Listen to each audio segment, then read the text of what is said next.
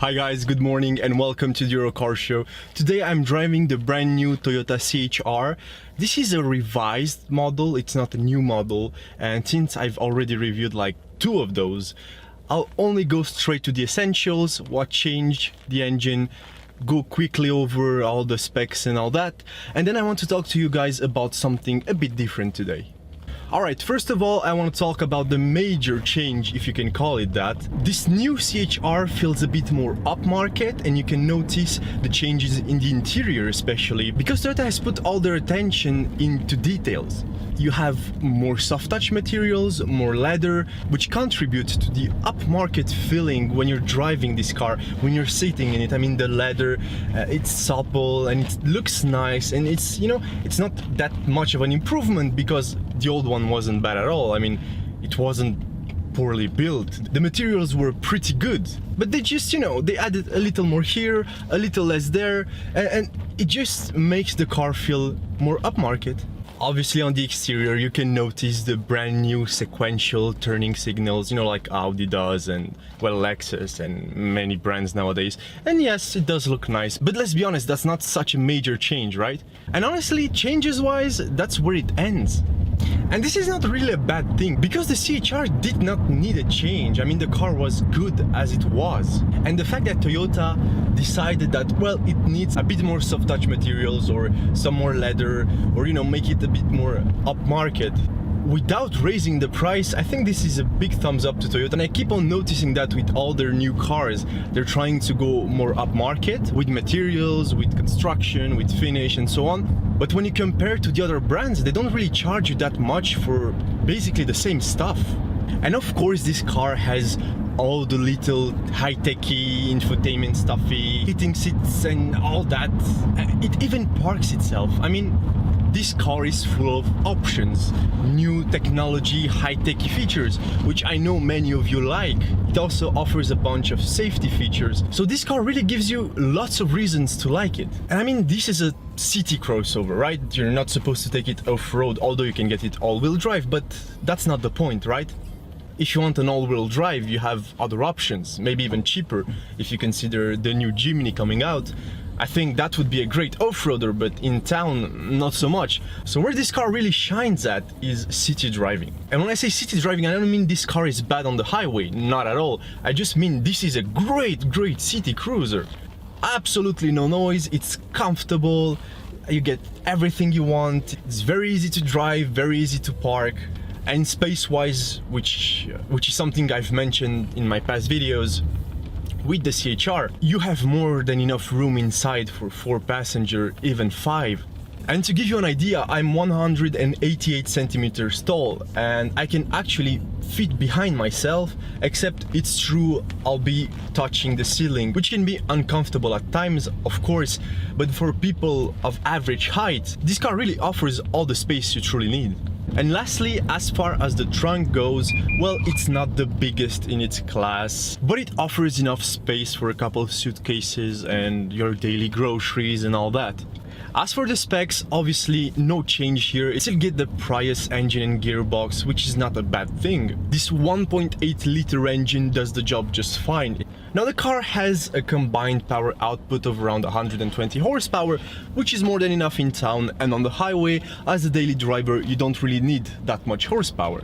The CVT gearbox does a great job around town, but it's obviously far from a sporty gearbox, or on the highway, at times it can get a bit noisy, especially when you try to accelerate. The engine quickly goes into revving mode, which is a buzzing sound. It's not the best, but that's what you get.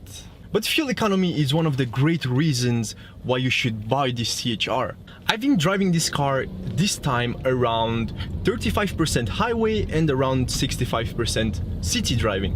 And by city driving, I mean crowded Brussels, starting, stopping every 5 meters. It's horrible, right? Horrific traffic. And I've been averaging 5.3 liters per 100 kilometers again, which is the same number I've averaged about a year ago with the previous CHR. Now, at times in town, depending on traffic and if I was accelerating, driving it, a bit rougher, or if I was really chill and that, I could get anywhere from, which is incredible, right, 4.5 to 6, around 6-ish liters per 100 kilometers in town, and on the highway I was pretty consistent at around 5, depending on my speed and if I accelerate, you know. So honestly, at an average speed and an average consumption for the car, you should expect anywhere around 5 liters per 100 kilometers. You could get lower, I'm convinced of that, but you could probably get more if you really drive it like a maniac.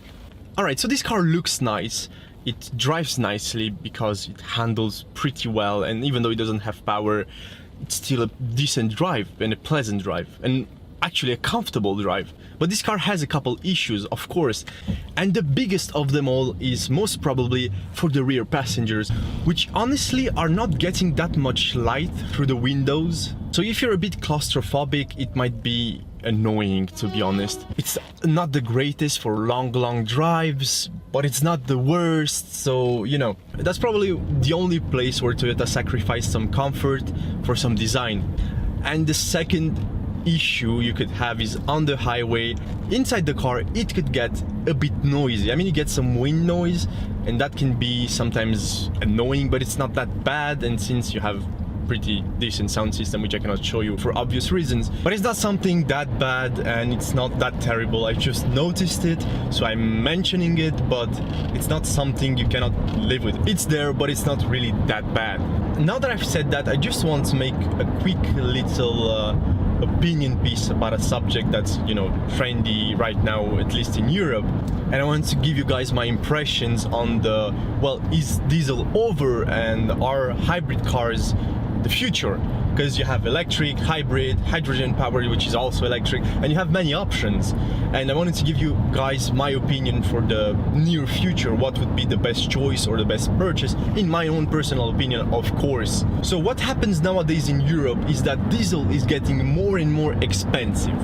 Here in Belgium, the prices have hit around €1.60 to €1.70 per liter, which is truly expensive, about 10 cents or more than the regular 95/E10. So with the prices going up and with big cities such as Paris, London, and of course Brussels banning diesels and making diesel more expensive, taxing diesels more, and so on, I mean, there's no discussion. Diesel is going away for non-commercial vehicles. It's going to happen. So what's your best alternative right now? In my own personal opinion, I think hybrids are the way to go, because electric is fine, but you're still limited in range, you're limited in where you can recharge them and how long it takes, and most of the time you're also limited with price, because hybrids are less expensive in general than electric cars. You have a choice, for example, between paying around 50 to 60,000 euros for a BMW i3, which is smaller than this car and frankly doesn't look that good, or you can have this car for under 30,000 euros, which is half the price. And some of you might say, well, it's still bad, you're using petrol, you're not saving the planet, and I know, I agree. I'm still using petrol and I'm still recommending petrol hybrid cars, because I don't think that the infrastructure is ready to accommodate electric cars right now. And let's not even talk about hydrogen. I mean, I'm in Belgium right now, and when I had the Toyota Mirai, I had one station in the whole country where I could recharge my car. I mean, refill it, sorry. But still, it doesn't take that long, and I honestly prefer the hydrogen fuel cell cars than the just normal electric, because, well, it's more convenient. Although with one station for one country, you lose that. So I really wanted to take a couple minutes to talk to you guys about the subject, because I keep on seeing dealers telling you that, well, you should buy a petrol car. You know, that 1.8 turbo engine for the A7 is going to give you the same fuel economy as the diesel. So you don't need a diesel, of course, buy this and you'll be satisfied. But you won't be, because obviously that engine is going to drink so much more petrol than the diesel version will drink. Diesel, of course, not petrol, but anyways. So what I wanted to say is, if you're really considering trading your diesel car for something new, something that's less polluting, for something more eco-minded, I would suggest you go and check hybrid cars right now.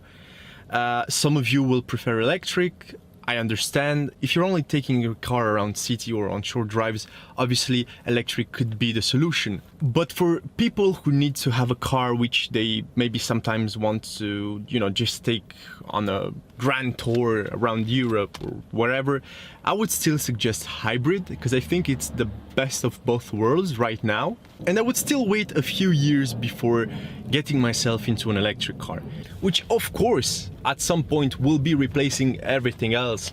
But for right now, and for the next at least 5 years, I think hybrid is the way to go.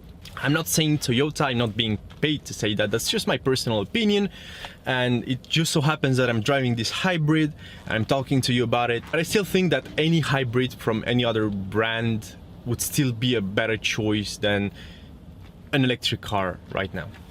Alright guys, this is it for today. I thank you very much for watching, and I also wish to thank Toyota Belgium for lending me this car. So if you're looking for a hybrid, you should go check it out. You should go through Toyota because they're like the first major player in that segment, but also you can check other brands and make the best choice for yourself. And if you like this video and found it helpful, please don't forget to leave a big thumbs up and subscribe for more. I'll see you next time. Bye bye.